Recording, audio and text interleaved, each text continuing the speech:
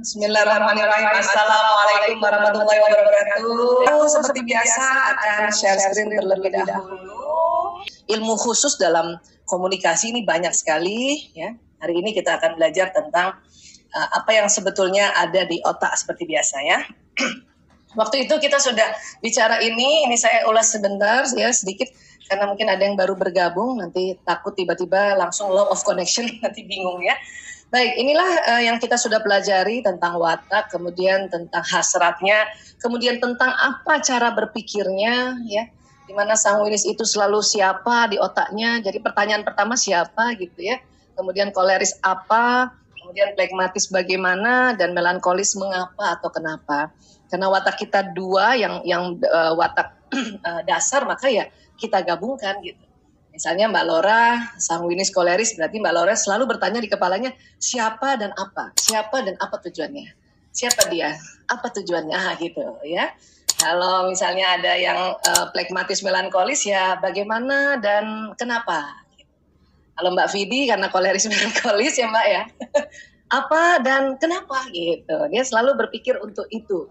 Maka ya, untuk beradaptasi dengan orang-orang yang kita sudah bisa deteksi wataknya, yang pertama kita lihat hasrat, dan kedua apa sih pola dia cara berpikirnya, ya cara berpikirnya, oke? Dan tentu ini tentang bahasa kasih juga kita mudah-mudahan grup MBS dan grup hari ini juga mungkin hadir sahabat-sahabat MEMT 1 ya, alhamdulillah. Tentu bahasa kasih dan ini semua sudah sangat paham ya, insya Allah ya, dan saya yakin juga sudah diterapkan ya. Dan ada satu bahasa hadiah. Nah ini hadiah kadang-kadang ada di sanguinis, ada di koleris, ada di flegmatis, tetapi memang paling banyaknya di melankolis. Baik. Nah berikutnya kita akan belajar gaya komunikasi. Jadi gaya komunikasi seseorang ini berbeda dengan pasangan, anak-anak, juga mitra lainnya.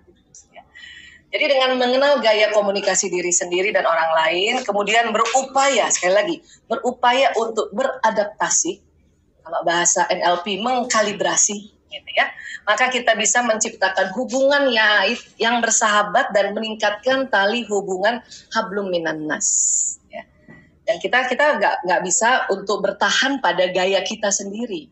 Itu nanti nggak beruntung hidupnya, ya. Hina dina tadi dikatakan oleh Allah, ya.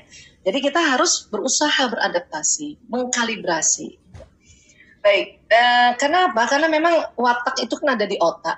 Semua program kita ada di otak. Nah, karena program itu di otak, maka karena nanti dia jalan lewat sistem saraf, maka semua pesan-pesan watak kita ini itu akan membentuk ciri di wajah, gestur tubuh, perilaku, ya, kemudian cara berpikir, cara berkomunikasi. Makanya kita perlu ya mempelajarinya. Ya. Kalau di pelajaran neurolinguistik program itu kita menyebutnya metaprogram. Ya, metaprogram itu membahas watak sebetulnya, ya. Baik, nah sekarang khusus di komunikasi ya, komunikasi. Nah, jadi karena di sini ada watak dan bakat dan ada intelektual dan memori juga ya, ada ajaran-ajaran yang kita pelajari dari kecil dan sampai sekarang, dan kita tahu sistem saraf kayak kabel listrik, maka gaya komunikasi itu ternyata ada 4 ya. 1 gaya komunikasi visual istilahnya ya, kemudian gaya komunikasi auditori, gaya komunikasi kinestetik, dan satu lagi digital, ya digital. Ini pengembangan dari ilmu NLP ya. Kalau NLP itu kan ada 5, apa yang ditangkap lewat panca indera itu ada 5 ya, mata, telinga, ya hidung, mulut, dan gerakan kinestetik. Tetapi komunikasi itu kita bagi 4 besar. Ini sebagaimana watak yang dibagi 4 besar yang tadi kita sudah lihat ya. Visual, auditory, kinestetik, digital. Oke. Nah, sekarang, jadi visual itu meliputi ini ya, look, picture, see, imagine, clear. Ya. Auditory, sound, hear, tell me, resonate, ideas. Ya. Kinestetik, feel, touch, comfortable, connect, dan fits. Ya. Digital yaitu make sense, think, thought, process, logical, or order. Ya. Jadi ini 4 besar ini sebetulnya dia termanifest dari jenis watak. Ya. Oke, sekarang visual. Ya, kita sekalian ngecek ya, teman-teman yang mana nih gaya komunikasi utamanya. Oke, ya. Visual itu memandang segala sesuatu sebagai bentuk gambar, ya. Kemudian mengingat dengan menciptakan gambaran-gambaran visual di dalam pikiran mereka. Kemudian belajarnya lebih cepat, ya. Kemudian mudah bosan ketika mereka tidak punya rencana. Ini gaya komunikasi visual. Otomatis gaya belajarnya juga gaya belajar visual, ya. Menghargai waktu. Jadi mereka suka semuanya dimulai dan diakhiri tepat waktu. Ini orang visual kayak gini. Kemudian lebih suka mendapat gambaran besarnya daripada detailnya. Ini ciri khas visual, gambaran besarnya. Oke. Kemudian ekspresi yang biasa digunakan gaya visual itu kata-katanya sering ada seperti ini. Ya, itulah pandangan saya. Pokoknya nuansanya visual ya. Kemudian saya ingin mendapatkan perspektif baru. Nah, ini kan juga visual ya. Kemudian ini tidak cukup jelas. Nah, ini kan juga visual, oke? Saya menangkap gambarannya. Oke. Kemudian berikan saya gambaran besarnya. Itu sering banget tuh ngomong gambarannya, pandangannya, nampaknya gitu juga. Demikianlah pengamatan saya, ya. Lihat, makanya ada matanya jadi itu ini cuma tambahan aja ya. Tapi kalau ada orang bilang lihat, ya, bagaimana pengamatanmu? Ya, jelas tidak. Menurut pandangan saya, itu biasanya orang visual, ya. Nah ini kata kabur juga ini biasanya keluar dari ekspresi gaya visual, ya. Kemudian nah, gelap juga teman memang mungkin jarang ya. Tapi kalau ada orang bilang gelap, itu mungkin juga gaya visual gitu ya. Gue banget itu. Iya betul, ya. Kemudian bisa nggak kamu terangkan? Ya, Anda bisa nggak terangkan persoalan itu? Nah ini gaya visual ekspresinya, oke? Kemudian kita lihat kata-kata sambutan dan perpisahan yang biasa digunakan gaya visual. Ya. Kata sambutannya itu gini, ya, saya senang lihat kamu lagi, misalnya gitu ya. Hai, Mbak Laura, senang banget lihat Mbak Laura lagi, misalnya gitu ya. Kemudian, kamu tampak luar biasa, gitu. Atau, wah, lama nggak kelihatan. Rupanya tuh setiap kalimat-kalimat sambutan dan nanti perpisahan itu menunjukkan gaya komunikasi. Nanti perhatikan mulai sekarang ya. Nah, ini sambutan kayak gini. Jadi dia yang visual itu selalu ada kaitannya visual, penglihatan. Ya. Terus kalau nanti perpisahannya sampai jumpa lagi ya, gitu. Sampai jumpa lagi. Nah, itu gaya visual tuh. Ya, sampai ketemu lagi. Jadi kalau nanti mau ngecek ini orangnya gaya visual atau gaya komunikasi yang lain, coba cek aja waktu sambutan, waktu dia menyambut atau waktu dia berpisah. Ya, ini gaya komunikasi visual. Oke. Nah, keunggulannya apa sih komunikasi gaya visual? Satu, mereka bisa beralih dari satu topik ke topik yang lain secepat kilat. Ya. Dua, piawai dalam memahami gambaran besar, ya, atau visi yang bekerja berdasarkan hal tersebut, ya, hal itu, ya. Kemudian pengelolaan waktu yang hebat ini orang gaya visual mau cepat mau tepat kan gitu ya. Kemudian ahli dalam mencetuskan gagasan-gagasan gambaran besar atau visi masa depan. Gambaran besar ya, sekali lagi gambaran besar bukan detail. Ya, kalau kita sering ngomongnya kayak gitu gambaran besar, itu berarti kemungkinan besar kita nih gaya visual. Ya. Tapi ada kesulitannya nih, ya gaya visual. Kesulitannya buat orang lain itu adalah mereka menjadi kaku dan tidak luwes ketika menghadapi perubahan penjadwalan. Karena gaya visual itu pokoknya, banyak pokoknya. Ya, mereka menjadi tidak sabar ketika mendengarkan. Ingat, mendengarkan perincian, mendengarkan. Visual kan mata ya.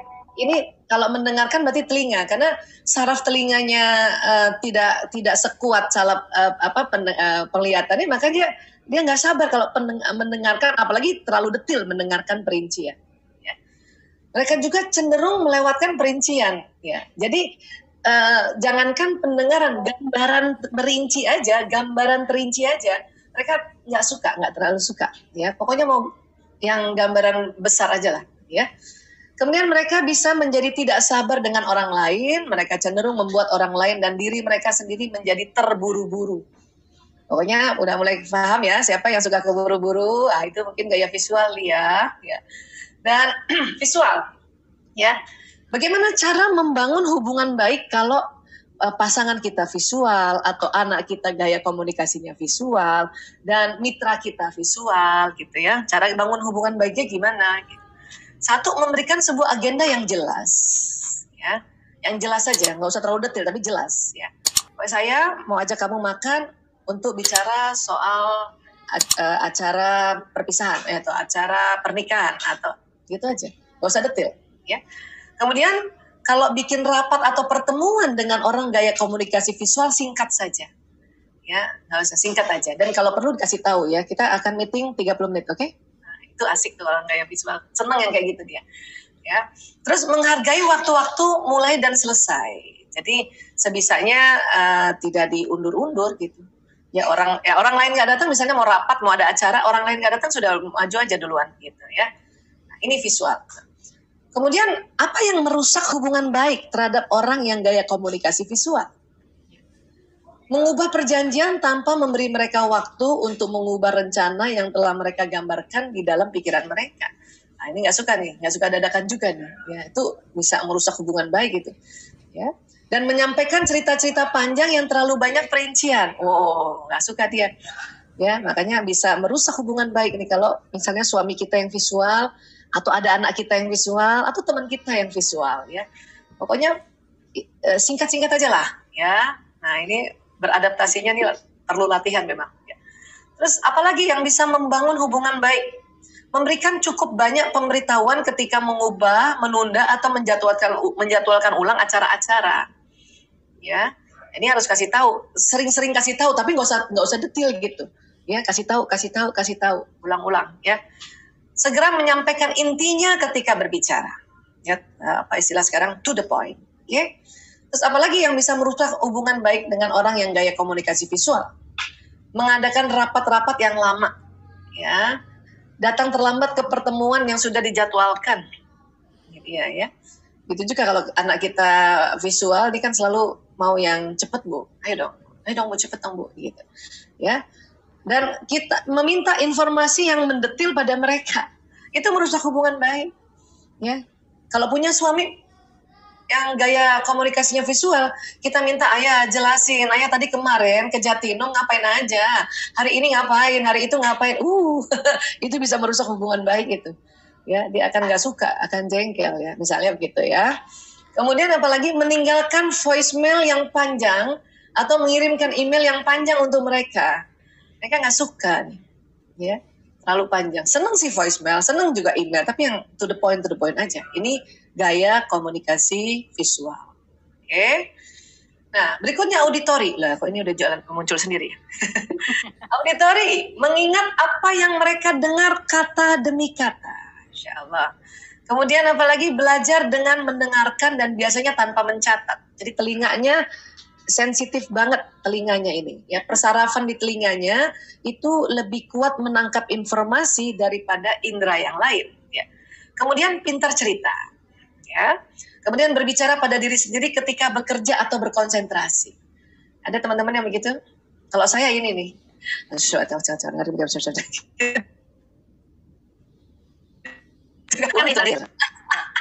sama ya, 2 tambah 2 4 kali 3 12 ya. Nah, ini kita auditori nih ya. Nah ini lihat aja warnanya ya. Ini berarti warna sanguinis ini auditori. Kalau visual tadi warna koleris ya. Baik, kemudian ekspresi yang biasa digunakan gaya auditori. Katakan sekali lagi, pokoknya ada kaitannya sama bunyi atau dengan kalimat ya. Kemudian mencicit seperti tikus. Orang itu mencicit, wow. Jangan ya pakai gini ya. Nada bicaranya serius banget, serius sekali. Ini biasanya orang auditori kalau ngomong banyak gininya. Simaklah uraiannya, Masya Allah. Terus ya program itu sudah dicanangkan. Nah, kemudian itu klop buat saya. Nah, ya. Kemudian ucapannya nggak enak nih telinga saya. Bukan tulisannya ya, tapi ucapannya gitu. Ya, waduh, dia menyuarakan pendapatnya. Terus ya masalah itu nggak usah digembar-gemborkan. Ya. Aduh, sudahlah, jangan diributkan lagi. Nah, ini gaya auditori. Pokoknya kalimatnya, coba perhatikan. Dia pasti masalahnya atau kaitannya dengan pendengaran, dengan auditori. Ya. Kemudian gaya kata-kata sambutan dan perpisahan yang biasa digunakan. Gaya auditori, kata sambutannya, saya senang kamu nelpon gitu ya. Hai Mbak Laura, aduh seneng banget kamu menelpon aku. Vera Mbak. Oh, Vera. Ya benar, senang bicara dengan Anda. Kalau ada orang yang ngomong gitu, aduh senang banget bicara sama kamu, itu berarti dianya yang auditori, ya. Aduh, ya, atau saya menelepon untuk menyampaikan bahwa pokoknya ada kaitannya sama telinga ya. Dan kemudian kata perpisahannya ini, nanti kita bicara lagi ya, dadah gitu. Nanti saya telepon lagi ya nanti ya. Nah itu biasanya auditori tuh, ya. Nanti kita sambung obrolan kita ya. Jadi mulai sekarang kalau ada yang menyambut dan ada yang berpisah, kita perhatikan ya gayanya. Tapi kalau sudah belajar dasar tentang watak, itu tinggal kita aplikasikan ya. Kan kaitannya dengan watak sanguinis ya. Kemudian keunggulannya apa sih? Mereka biasanya adalah pembicara yang fasih. Ya. Kemudian banyak ide, bagus untuk diajak bertukar pikiran ya. Karena kreatif kan, banyak idenya. Ini mau ini, belum selesai ini mau ini. Suka diskusi dan memberikan penjelasan yang panjang. Nah, jelas auditori. Ya. Kemudian mereka pintar bercerita, ini sampai 2 kali ditulis ya. Kemudian mereka suka melakukan perbaikan baik terhadap hal maupun proses. Jadi orang auditori ini kan memang spontan. Jadi dia pokoknya kasih tahu hari ini begini dulu idenya. Besok kalau perlu direvisi ya besok baru direvisi. Gitu. Jadi nggak usah lama-lama, nggak usah dipikirin dulu baru dikerjakan. Pokoknya kerjain aja dulu, nanti kalau ada yang salah kita revisi. Nah, gitu maksud dari mereka suka melakukan perbaikan. Sambil jalan ya Mbak Isa? Yes, sambil jalan. Itu bahasa populernya ya. Baik, kemudian kesulitannya apa? Cenderung berterus terang dan tampak terlalu apa adanya. Nah ini hati-hati nih. Ini bikin kesel orang lain nih. Ya. Apalagi nanti ini tambah yang visual. Nah, ya. Kemudian mereka memberikan pendapat yang keras baik diminta ataupun tidak. Jadi memang gaya bicaranya kelihatan keras gitu. Ya, ini menyulitkan orang lain jadinya. Jadi orang lain udah takut duluan. Ya. Kemudian cepat marah apabila merasa tidak didengarkan. Nah, ini harus kita paham nih ya. Kalau kita punya anak yang auditori, maka ya kalau dia ngomong kita harus dengerin tuh. Ya. Mereka sering menyela dan sulit membiarkan orang lain menyelesaikan ucapan mereka. Nah, kalau ada anak atau suami ya yang suka nyela kita ngomong, itu bisa saja di auditori itu. Atau kalau kita yang auditori, kalau kita sudah tahu ini menyulitkan orang, ya kalau kita menyela gitu ya, maka kita tahan untuk tidak menyela. Ya, apalagi kalau lagi meeting ya, orang lagi ngomong dia tahan deh. Buat orang gaya auditori suruh tahan untuk idenya nggak cepet-cepet disampaikan itu betul-betul penuh perjuangan. Ya. Tapi insya Allah pahalanya banyak itu. Ya. Kemudian cenderung melompat dari topik ke topik. Ya, jadi karena dia banyak banget yang mau diceritakan gitu. Itulah makanya kalau kita tahu bahwa kita gaya komunikasi auditori dan kita mau meeting, makanya kita harus ada tulisan-tulisan sedikit. Kita punya catatan-catatan sedikit supaya poin demi poinnya itu teratur. Kalau kita mau seminar atau ceramah dan kita gaya auditori, ya itu paling enak pakai slide ya, supaya dia tepat-tepat-tepatnya punya ya susunan-susunannya. Okay? Baik, auditori bagaimana untuk membangun hubungan baik pada orang yang gaya komunikasinya auditori? Tentu coba tanya tentang diri mereka. Oh, bisa cerita tuh panjang tuh. Ya, tapi itu untuk membuat hubungan baik itu harusnya, ya. Begitu juga buat suami, buat anak, kalau kita tahu dia gaya komunikasinya auditori ya. Dan dia udah datang, nah kita lihat lagi ya dia laki apa enggak nih. Kalau anak laki-laki ya diamkan dulu 10 menit. Setelah 10 menit tanya, "Gimana Nak hari ini Nak? Kamu Nak? Tadi gimana Nak pasienmu Nak?" Misalnya gitu ya, karena Mas Lana auditori soalnya, ya. Kemudian tidak menekan mereka. Ini kalau mau membangun hubungan baik, nggak menekan mereka. Ya. Kemudian membantu mereka tetap pada topik. Kalau nanti udah cerita kemana, kita ikut aja. Terus nanti kita bisa bilang, ayo kembali ke laptop.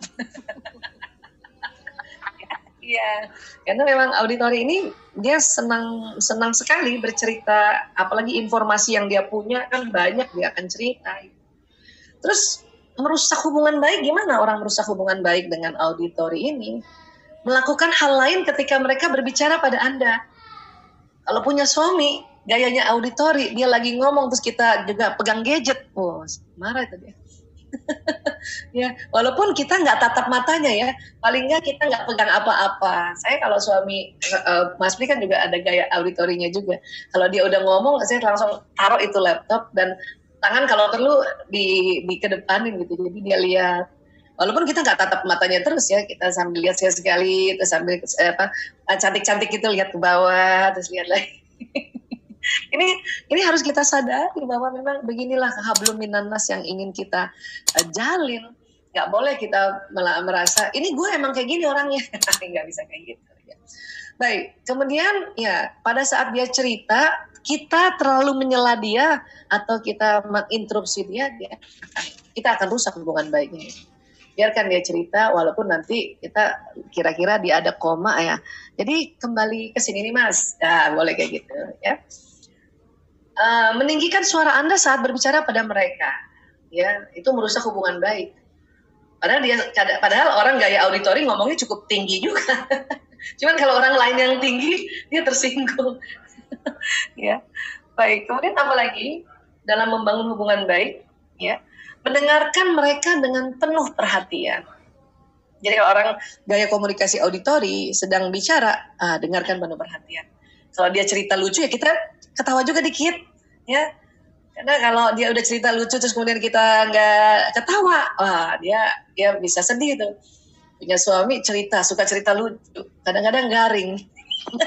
Kita nggak ketawa, dia langsung sensi. Allahu Akbar. Ya udah ketawa aja, nanti dalam hati apa tadi lucunya ya. Dipikirin lagi ntar. Ya. Mengulang kata-kata pada mereka, ya ini bagus untuk membangun hubungan baik. Ya. Kemudian mengatakan pada mereka bahwa Anda mendengarkan mereka. Aku dengar kok ayah, gitu. Ya. Ayah aku dengar kamu kok. Ya. Atau ayah, Mas waktu itu aku dengar kamu bilang gini. Nah itu seneng dia. Ya, untuk membangun hubungan baik. Oke. Kemudian kalau merusak hubungan baiknya bagaimana? Ya, berbicara dengan nada yang kasar. Rupanya dia nggak suka ya. Kemudian memburu-buru mereka ketika sedang berbicara. Dia lagi cerita, lagi mimpin rapat, suruh buru-buru. Wah ngamun ntar. Atau lagi cerita biasa aja, disuruh buru-buru. Wah ini bisa merusak hubungan baik nih. Kemudian menggunakan kata-kata dengan sembarangan atau salah mengeja. Dia marah tuh kalau kita menggunakan kata-kata sembarangan atau salah mengeja. Ini yang merusak hubungan baik kalau lawan bicara kita adalah gaya komunikasi auditori. Tapi yang merasa gaya komunikasinya auditori, mulailah kita pahami nih. Supaya nggak usah terlalu baper ya, supaya terlalu sensitif. Baik, nah sekarang kinestetik ya biasanya bicara tenang. Kemudian paling mudah belajar dengan melakukan. Dia mengerjakannya, ya dia coba, ya dia pakai ya, atau apa istilahnya kalau anak-anak sekolah di role play-nya ya. Kemudian membutuhkan waktu untuk merasakan dengan cara mereka terhadap informasi baru. Kinestetik ini nampaknya bergerak, nampaknya juga dia mengandalkan perasaan kinestetik. Ya. Kemudian memiliki kecenderungan menyentuh tulisan, benda atau orang. Jadi kalau misalnya ada teman kita kalau ngomong pasti dia rasanya mau peluk gitu, mau pegang gitu ya, atau nyentuh bahu, itu biasanya komunikasi kinestetik. Dan lagi pandemi kayak gini disuruh jaga jarak, itu gemes banget, pengen menyentuh sesuatu gitu, tapi nggak bisa kan karena pandemi kayak gini ya. Nah, kemudian ekspresi yang biasa digunakan gaya kinestetik adalah, ayo kita sentuh persoalan ini. Kalimatnya suka muncul begitu ya, rasanya cocok dengan saya, cocok tuh, udah cocok tuh. Cocok, pokoknya banyak banget kata-kata cocoknya, itu dia kinestetik tuh. Ya, cocok tuh. Nah, gitu. Ya, menjadi nyaman dengan, misalnya gitu, ada kata nyaman, sentuh, cocok, ya. Saya mulai menangkap maksudnya. Ya, saya mulai menangkap maksudnya, ya, gitu. Kemudian, tuntun. Kata tuntun juga sering pada gaya kinestetik, ya. Tuntun saya untuk menempuh proses ini, ya. Kemudian, sekarang semua itu berada dalam genggaman saya. Ini kan kelihatan ya, dia ada gerakan dan ada rasa di sini ya. Saya selalu tersandung dalam hal ini. Aduh, saya tersandung terus dalam hal ini. Kemudian dia menyuarakan pendapatnya. Ini kayaknya sebetulnya bukan kinestetik ya. Tapi mungkin dari rasa ya, rasanya. Baik, saya menampung semua masukan ya. Sudahlah, jangan diributkan lagi. Nah, ini barangkali yang dia ambil bukan kata-katanya, tetapi rasa ya, rasa dari ya jangan diributkan itu ya. Oke. Baik, kemudian kata-kata sambutan dan perpisahan yang bisa digunakan gaya kinestetik. Sambutannya, aduh saya seneng banget kamu menelpon. Jadi kalau tadi pada auditori, saya senang kamu menelponnya yang dia senang. Tapi kalau ini adalah rasa tadi, senang banget. Oh ya kalau udah banyak, senang banget, aduh gembira banget, itu udah gaya kinestetik. Ya. Tuh, saya gembira mendengar suaramu. Dari gembiranya ya. Kemudian, aduh aku berdebar-debar menunggu hari ini. Aku berdebar-debar menunggu acara ini, berdebar-debar. Nah, itu dia gaya kinestetik. Ya. Ayo mari kita duduk bersama. Nah duduk kan ini juga kinestetik karena ini gerakan kan. Ya. Kemudian senang rasanya bisa berhubungan lagi. Nah ini ya ada rasa di sini, udah jelas nih rasanya. Pokoknya kalau ada orang ngomong rasanya gitu ya. Seneng banget, bahagia banget, nah itu atau yang ini nih contoh-contoh yang ini, nah itulah ciri-ciri orang yang gaya komunikasi kinestetik. Terus kalau dia perpisahan, bagaimana perpisahan? Ya, hati-hati di jalan ya. Nah itu, pokoknya kalau nanti ada temen atau siapa, hati-hati di jalan ya. Oh itu di gaya kinestetik, karena itu sambutan sama perpisahan ini kan sering spontan ya. Gak mungkin dia atur-atur hari ini mau bilang hati-hati di jalan ya, besok take care gitu kan, gak mungkin diatur. Kemudian peluk cium, itu dia orang kinestetik juga tuh peluk cium. Ya. Kemudian apa? Senang berhubungan dengan kamu. Nah ini juga kinestetik. Ya. Dan saya akan segera menghubungi Anda. Kalau saya nanti telepon kamu ya, itu auditory. Saya akan segera menghubungi Anda. Nah, ini kinestetik. Ya. Salam untuk keluarga ya. Hati-hati di jalan. Salam untuk keluarga. Kinestetik banget. Itu kayak gitu sebetulnya ya. Baik. Dan keunggulan komunikasi gaya kinestetik apa? Mereka pandai dalam membangun hubungan. Ya. Makanya tadi banyak hubungan. Saya menghubungi kamu. Ya. Mereka sangat setia ya kinestetik. Kemudian mereka menyayangi dan mendukung. Ya, mereka kuat melakukan hal yang monoton. Pekerjaan yang monoton, ngajar ya termasuk tuh orang-orang kinestetik tuh kuat ngajar. Yang dibicarakan kan hampir sama, tapi karena audiensnya beda kita ulang lagi itu namanya pekerjaan monoton ya. Kerja sebagai kalau di kantor ya sebagai pegawai kerjaannya monoton itu aja, itu juga yang namanya monoton ya. Baik. Kemudian mereka adalah pemain tim yang hebat. Ya, mereka kalau bertim karena memang gaya komunikasi kinestetik pandai membangun hubungan, itu dia yang nanti ya membangun hubungan antara orang satu ini dengan yang teman satu lagi. Ini gaya kinestetik. Oke. Kemudian kesulitannya apa komunikasi gaya kinestetik? Kalau ada diri kita yang kinestetik itu nyulitin orang gitu ya. Atau ya teman kita yang kinestetik itu kesulitannya yang diterima oleh kita tuh adalah sering sulit mengambil keputusan yang cepat. Ya. Kemudian kewalahan bila dihadapkan dengan terlalu banyak pilihan.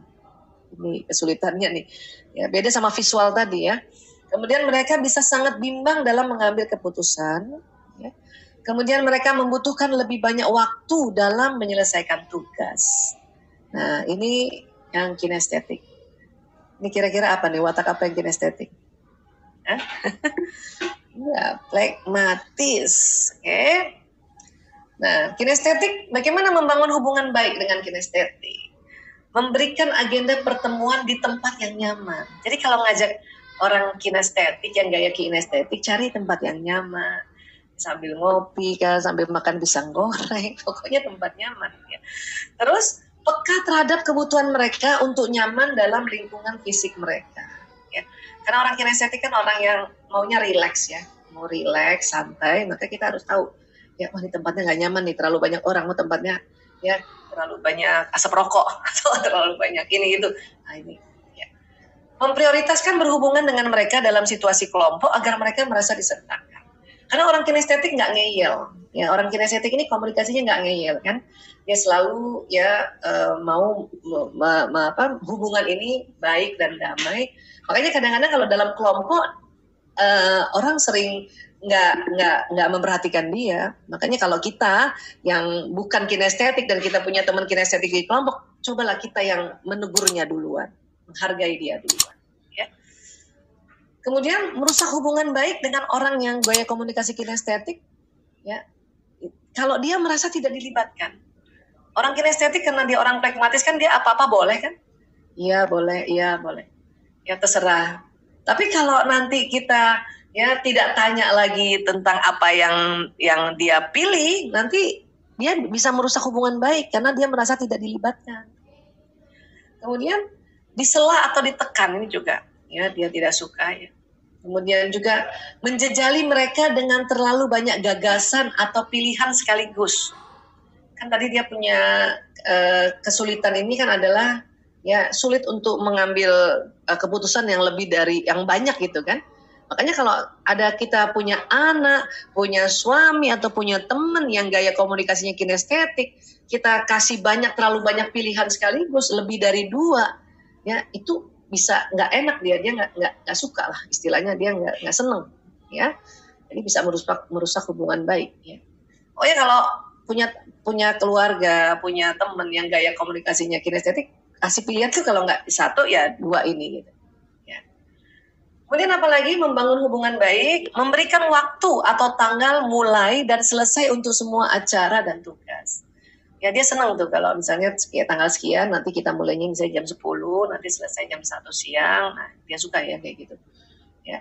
Memberi mereka waktu untuk kreativitas, bersenang-senang, bermain dan bergaul. Karena kinestetik ini memang senang bergaul, senang berhubungan, dia senang hubungan. Kemudian menawari mereka sedikit pilihan yang jelas dan sederhana. Nah, ini tadi yang saya bilang. Ya. Jadi pilihannya yang jelas dan sederhana gitu, nggak usah rumit. Ya. Itu aja kadang pilihannya jelas ya terserah kok. Terserah kamu gitu ya. Dan merusak hubungan baiknya apalagi meremehkan kontribusi intuitif dan emosional mereka terhadap sebuah rencana atau tugas. Orang kinestetik ini intuitif banget memang. Ya, feelingnya main. Nah, istilah awamnya kayak gitulah ya. Karena rasa dia. Ya. Perasaan saya nggak enak nih. Nah, misalnya kayak gitu kan ya, jangan lewat situ deh. Nah, gitu. Apaan sih? Itu namanya meremehkan ya.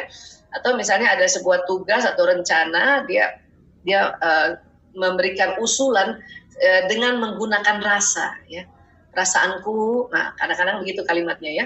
Nah ini kita harus hargai sebetulnya ya. Dan menghentikan kesenangan dan mematikan kesenangan mereka ya. Jadi kadang-kadang mereka senang nonton gitu ya. Terus kita larang atau mematikan kesenangannya, menghentikan kesenangannya, itu bisa merusak hubungan baik. Ya. Nah, ini digital ya, ini gaya komunikasi digital. Ini siapa coba yang digital ya? Nah, mengingat dengan langkah-langkah dan urutan-urutan, ya. Terus mengolah informasi dengan cara metodis, rasional dan logis. Nah, ya. Kemudian apa lagi? Sangat berorientasi detil. Oke. Kemudian belajar dengan mengolah hal-hal di dalam pikiran mereka. Cara belajarnya itu begitu dia. Ya. Kemudian membutuhkan waktu untuk memproses informasi baru. Mbak Laura, kira-kira kalau digital nih watak apa ya? Ini sudahlah urutan-urutan. Melankolis ya Mbak Aisyah ya Mbak. Ya, belajarnya mengolah dalam pikiran. Ya, ini jelas. Digital communication. Oke, ekspresi yang biasa digunakan gaya digital, kata demi kata. Ya, dia hampir sama juga dengan auditori tadi, tapi dia ada kata demi kata gitu. Detail kan. Ya. Kemudian memaknai hal ini. Ya. Saya akan pikirkan hal ini. Wah, jelas ya kalau ada yang bilang saya akan pikirkan hal ini. Think about it. Wah, itu gaya digital. Kemudian memusatkan perhatian pada kemudian tidak diragukan lagi, juga gaya digital. Saya tahu, kalau ada orang bilang iya saya tahu, itu sering banget komunikasi digital saya tahu. Ya kalau tadi komunikasi kinestetik ya terserah kamu, ya terserah saya, yang terserahnya ya. Kemudian menggambarkan secara detail, tolong kamu gambarkan secara detail. Wah, ini bisa 2 nih, bisa kombinasi yang gaya digital dan gaya visual nih kan. Gambarkan secara detail. Ya. Kemudian aku tahu apa yang kamu maksudkan. Jadi udah aku tahu apa yang kamu maksudkan. Ya, aku tahu nih udah jelas nih. Dia gaya komunikasi digital. Ya. Kemudian kata-kata sambutan dan perpisahan yang biasa digunakan gaya digital. Ya. Sambutannya, halo, hai. Orang digital gitu kan, hai. Apalagi laki-laki, hai, halo. Iya, gitu doang sambutannya ya. Anak saya yang ketiga Mas Kakung tuh kalau nyambut gitu, hai, hai kalau Kakung. Iya, cuma gitu doang. Ya, ini Kakung, ini Iwan, cuma gitu doang. Kalau nanti dia ketemu orang baru gitu ya, nggak kayak yang watak yang lain itu kan. Ini simple aja, ya. Karena memang orang gaya komunikasi digital itu, apalagi ketemu orang baru, dia tidak aman secara sosial, dia pasti ya separuh-separuh gini ngomongnya. Datar juga ya Mbak Isa? Ya, datar, iya. Face gitu ya. Halo, hai. Iya. Satenya Bang, 30 tusuk. Datar. Susah. Oke, kalau perpisahannya, sekian dulu. Simple banget, sekian dulu ya. Sampai nanti. Kalau tadi yang lain kan ya sampai jumpa kan gitu ya, itu kan visual ya. Nanti saya telepon ya, itu auditori gitu ya. Jadi sampai nanti, sekian dulu ya, dadah. Kalau teman-teman ada yang punya suami gayanya digital gini ya namanya juga digital. Ya nggak usah diminta untuk dia macam-macam hal ya, karena nanti merusak hubungan ya. Jadi keunggulan komunikasi gaya digital, mereka ahli dalam memecahkan persoalan-persoalan rumit, jelas banget. Ahli strategi yang hebat, ya. Kemudian piawai dalam mengelola dengan detail, ya. Mereka unggul dalam mengurutkan dan menyusun tugas dan proyek. Namanya juga urutan yang digital. Ya. Nah, kesetiaan mereka begitu kuat, ya. Nah, ini luar biasa nih orang melankolis dengan komunikasi gaya digital. Kemudian kesulitannya apa nih kalau buat kita kalau ada mitra atau pasangan yang gaya digital? Satu, lambat mempercayai orang baru, juga lambat mempercayai hal-hal baru, bahkan lambat mempercayai konsep-konsep baru. Makanya kadang kalau kita bikin training, saya tahu teman-teman peserta ada yang melankolis, wah ini gaya komunikasinya digital. Itu pasti bertanyanya mengulang-ulang, dan dia akan mikirin itu konsep baru yang diberikan di dalam training, kan gitu ya. Tapi itu begitulah gaya komunikasi digital. Walaupun ya, yang penting kita kan tahu, oh ya ini dia harus berkali-kali dikasih tahu nih bagaimana konsep baru gitu. Kemudian mereka tidak membagi-bagikan informasi dan harus diminta secara khusus. Orang digital itu harus ditanya ya dia supaya dia ngasih informasi. Kalau nggak ditanya dia nggak bilang. Beda tadi auditori, belum ditanya udah ngasih tahu. Kalau digital harus ditanya. Jadi kalau punya anak gaya komunikasinya digital, tanya aja Bu. Gitu. Cuman lihat-lihat waktunya juga, nih anak laki pada perempuan itu ya. Tanya. Bahkan bahasa kasihnya gaya digital ini kan waktu yang bersama. Dia duduk sama ibunya, dia duduk sama ayahnya, dia nggak ngomong apa-apa tuh. Harus ditanya memang. Ya. Kemudian mereka bisa menjadi keras kepala bila disuruh-suruh. Jadi ya kalau punya anak gaya digital nggak usah terlalu ditekan, disuruh-suruh ya. Dia keras banget nih. banget nih. Ada satu di rumah. Mereka tidak suka disela juga, apalagi laki-laki udah ngomongnya panjang, detil, disela. Yang nyela istrinya, itu udah. Itu antara kombinasi otak laki-laki, watak melankolis, dan bahasa kasih waktu, dan gaya komunikasi digital. Ya. Sabar-sabar Mbak Lora. Ya. Baik. Nah, digital, bagaimana membangun hubungan baik? Satu, memberikan agenda yang detail. Nah, kalau kombinasinya dengan yang visual, baik tadi ya visual, memberikan agenda yang jelas. Kalau digital, memberikan agenda yang detail. Nah, karena watak itu dua, berarti gaya komunikasi bisa dua kombinasinya itu. Yang visual digital, sudah jelas, detail. Asik. Pusing ya. OMG. Yes. Dan membuat penjadwalan bersama mereka. Ya, jadi kalau bikin jadwal nggak sama-sama mereka nanti diulang lagi loh. Mending sekalian sama mereka kalau ada mitra yang punya gaya komunikasinya digital. Ya. Kemudian memberi mereka waktu untuk menjelaskan dengan detail. Ya, nah ini kalau mau membangun hubungan baik ya. Tapi kalau merusak hubungan baik, merusak itu paling cepat ya. Kalau kita melanggar ruang pribadi mereka, oh ini merusak ruang baik, ya, hubungan baik ini ya. Kemudian mendesak mereka saat mereka sedang fokus mengerjakan sesuatu, oh ini paling nggak bisa nih. Anak, suami, mitra, adik, bapak, ibu kalau yang punya digital, dia lagi sedang apa ya?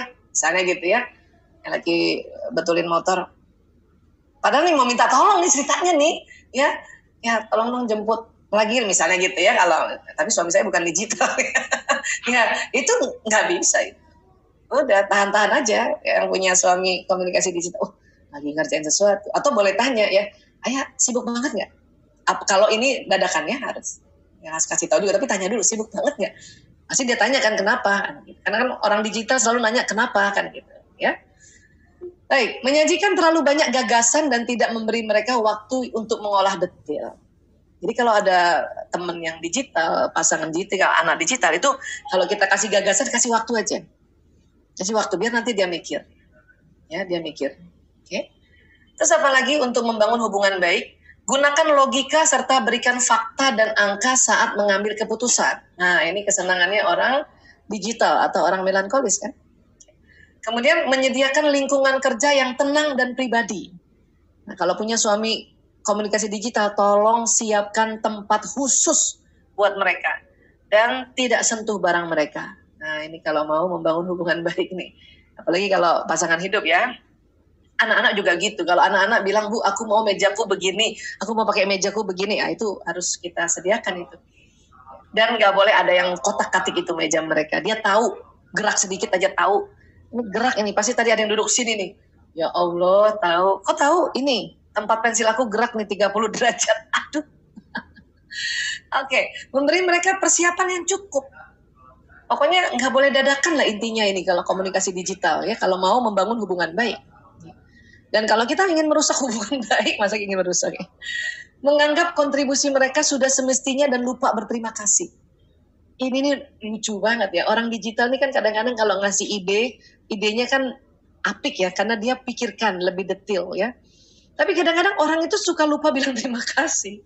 Itu dia sedih banget loh. Walaupun dia nggak ngomong apa-apa, nggak langsung marah saat itu, tapi dia sedih. Ya. Baper ya langsung ya Mbak? Iya, langsung. Pokoknya cepet aja. Terima kasih ya.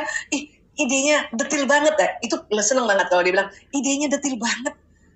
Idenya mendalam banget. Wah, dia seneng banget ya. Kemudian mengubah agenda tanpa menyertakan mereka dalam prosesnya. Nah, udah deh. Rusak hubungan nih. Ya. Nah, ini tadi ada 4 dari komunikasi ya. Visual, auditori, kemudian kinestetik dan digital ya. Tapi sekali lagi ini kan gampang buat teman-teman yang sudah mulai dan sering belajar watak dan sudah ngelotok kalau bahasa rambutan udah ngelotok tentang watak ya. Tapi ini ada tambahan sedikit untuk kita jauh lebih baik dalam membina hubungan ya. Nah, sebelum saya buka tanya jawab, ini ada sedikit ilustrasi ya. Ini ada cerita nih, ilustrasi ya. Namanya Ani. Ani. Maafkan aku Ani. Sama Satria bergitar dong. Gitu. Ya. Ani ini gaya komunikasinya kinestetik. Dia merasa sangat tidak dapat membangun hubungan dengan rekan kerjanya. Ya. Rekan kerja tidak mau diajak pergi makan siang atau minum kopi bersama. Dan dia khawatir bahwa rekan kerjanya tidak menyukainya. Kan kinestetik kan? Kan senang pergi ke tempat nyaman kan? Tadi kita punya penjelasan tadi kan. Nah, sementara itu rekan kerjanya kesal karena proyek yang sedang mereka garap bersama nampaknya belum bisa. Ini kenapa ya kalau kita ketik bisa langsung loncat jadi bias ya? Selesai. Wah ini juga nih ya. Dalam waktu cepat. Jadi Ani mau ngajak temennya nih, ya. Ini ada dialognya kayak gini, ya. Oh, ini sebentar ya. Ini kita hilangin dulu. Set kalau nggak bingung nanti. Oke. Kata Ani, saya ingin makan siang bersama supaya kita bisa bicara tentang bagaimana perkembangan proyek kita sejauh ini, gitu ya. Kita bicara, ya. Mau ajak makan siang terus ada bicara.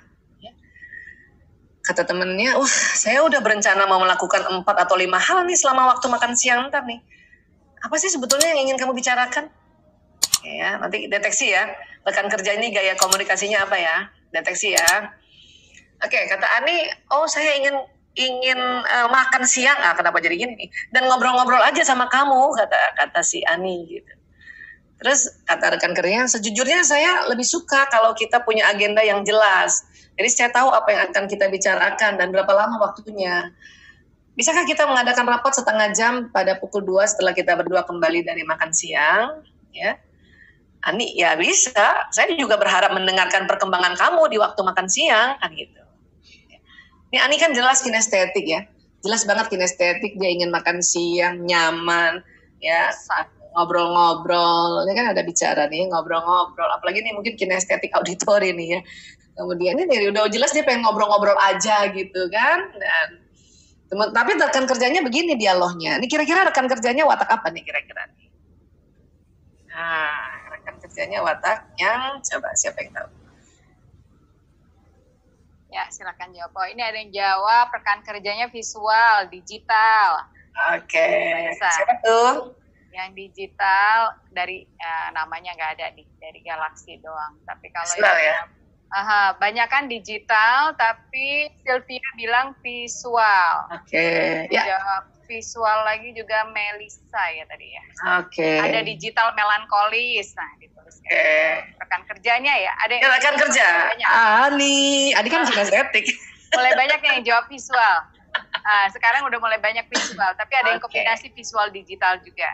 Ada yang jawab satu beda nih auditori. Oke. Ya, baik. Yang menjawab visual mendapatkan mendapatkan apa ya? Ya, voucher Carrefour. Diambil di itu Anis itu. Anis ya. Indomaret nih kalau gitu voucher Indomaret. Kita Indomaret aja. Iya, betul ya. Ya, visual ya. Nah, kalau Ani kan ya, nah ciri-ciri teman Ani kan ini tadi ya. Dia ingin mengetahui apa isi agenda Ani kan. Terus dia ingin menjaga rapat dengan singkat dan langsung ke intinya. Makanya tadi visual kan kayak gitu kan gayanya ya. Terus dia ingin kerangka waktu yang spesifik untuk rapat itu sebetulnya itu. Tapi Ani kan tadi mau ngobrol-ngobrol doang. Ya ampun. Ya, sampai banget deh. Dia tidak mau mencampurkan bisnis dan pergaulan. Gaya visual kan to the point kan. Ya. Bisa jadi misalnya kalau udah visual kemudian visual digital. Cakep banget itu ya. Oke, nah jadi gimana dong sebetulnya kalau kita kinestetik, ini contoh ya, karena saya kasih gambaran kinestetik karena ini aku banget gitu. Jadi kalau kita punya rekan kerja visual atau mitra pasangan juga visual gitu ya, ini kan antara pragmatis sama koleris nih sebetulnya ya. Sebetulnya kita bilang saya ingin mendapatkan gambaran lebih baik atas perkembangan proyek kita. Ya. Tadi Ani waktu di awal ngomong sih, cuman dia ngomongnya saya mau bicara-bicara gitu, saya mau bicara tentang proyek kita. Lah, gaya visual diajak bicara itu kan auditori, dia nggak suka, nggak masuk di otaknya, atau kalau bahasa populernya, nggak cocok di otaknya programnya itu. Karena dia visual, kami bilang kita akan membahas gambaran, ya, visi, gambaran, ya. Nah ini, Ani sih, menurut kata Ani, tadi kan aku udah ngomong gitu. Tapi coba deh tadi ngomong, iya aku ngomong, kita akan bicara tentang perkembangan proyek kita. Bicara dengan gambaran itu sangat berbeda, kata yang berbeda, yang itu mempengaruhi gaya komunikasi, mempengaruhi otaknya orang yang kita ajak bicara. Nah, ini contoh visual, ya. Kemudian lagi, atau saya sangat menantikan untuk mengadakan rapat dengan Anda, menantikan, pokoknya. Jadi ada hal yang betul-betul kita ingin ketemu dia, gitu. Nah, itu kan senang kan. Kalau tadi kan cuman ya ngobrol-ngobrol aja, ngobrol-ngobrol aja, gitu. Ya, saya tahu Anda sibuk, jadi rapat ini akan singkat. Nah, buat orang visual itu selalu ada kata sebentar aja, atau kita singkat. Kalau sebentar aja kadang-kadang suka yang benar gitu. Singkat. Kalau perlu ya dari jam sekian atau berapa menit ya, atau berapa jam. Nah, itu. Ya senang yang begitu gaya visual ya. Kemudian saya tidak membutuhkan semua detailnya, berikan saja gambaran besarnya. Ingat ya, kalau dia visualnya lebih dominan atau lagi visual auditori ya, bukan visual digital, itu minta gambaran besar, katakan gitu ya. Kita makan siang, kamu ceritakan gambaran besar, ya, nggak usah detailnya, gambaran besar.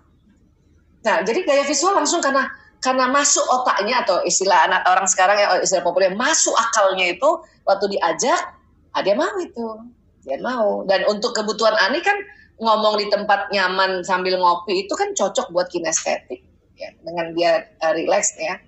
Tapi ingat, Ani akan bicara dengan orang gaya visual, nanti sambil minum kopi nggak usah lama-lama, ya, biar aja ngomong sebentar, pas dia pergi baru kita santai-santai minum kopi sendiri, asik. Ya, itu ceritanya. Oke. Nah, ini contoh saja aplikasi antara bagaimana seorang kinestetik untuk bicara sama gaya visual. Kalau bisa nanti hafalkan hal-hal yang kebiasaan dia bicara gitu ya, dia bicara. Pokoknya kalau visual itu pasti ada kaitannya dengan penglihatan, auditori ada kaitannya dengan pendengaran gitu ya. Dan kinestetik ada kaitannya dengan rasa, biasanya rasa perasaan atau gerakan, dan digital biasanya ada kaitannya dengan detail ya. Kayak gitu ya. Oke, saya